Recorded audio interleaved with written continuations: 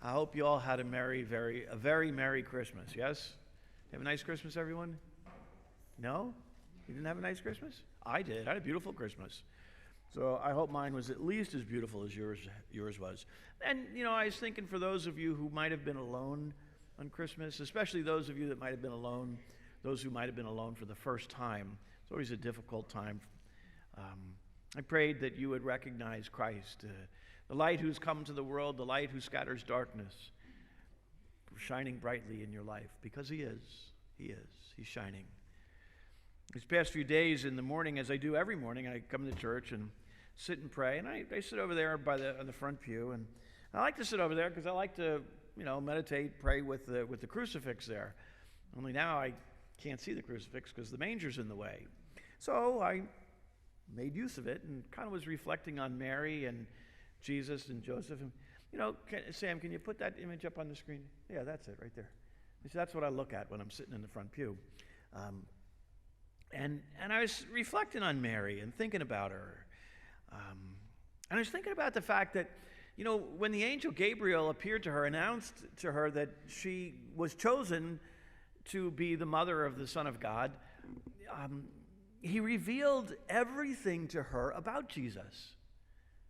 He revealed everything, how he would live, what he would do, and how he would die.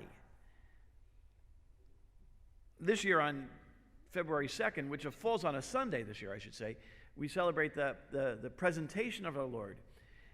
When Mary and Joseph bring him to the temple and for the first time, and we hear the story of on that day, we hear the story in the gospel of Simeon, who is there waiting for the child to be brought to the temple and waiting for the salvation of Israel. And he prophesies when he sees this child, Jesus, who he is and what he will do.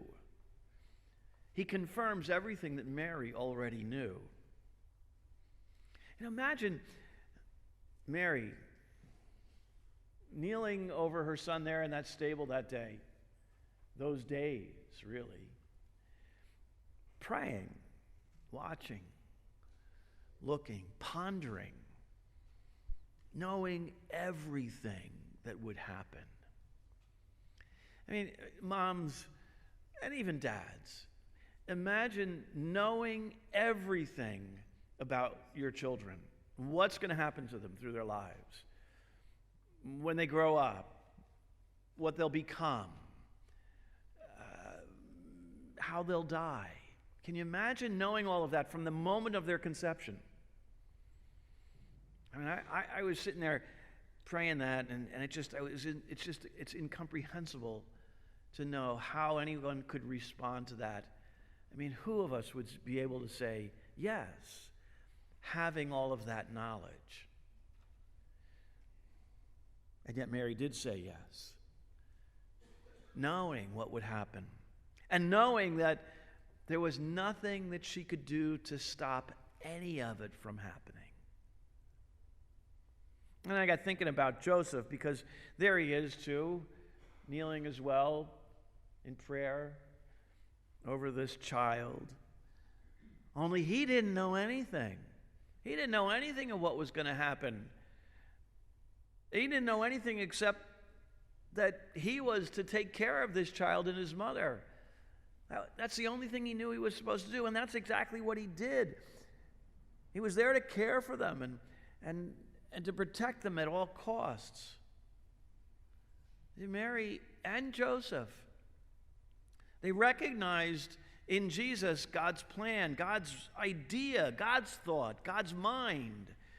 They recognized his mission, his desire. They recognized God's plan. And they both said yes.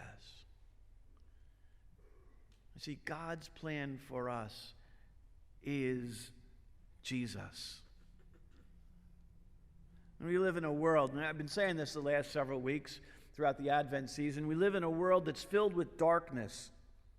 We talked a lot about that, but in case you might have missed it, let me name that darkness for you. Because maybe you don't recognize it. Maybe you don't believe it.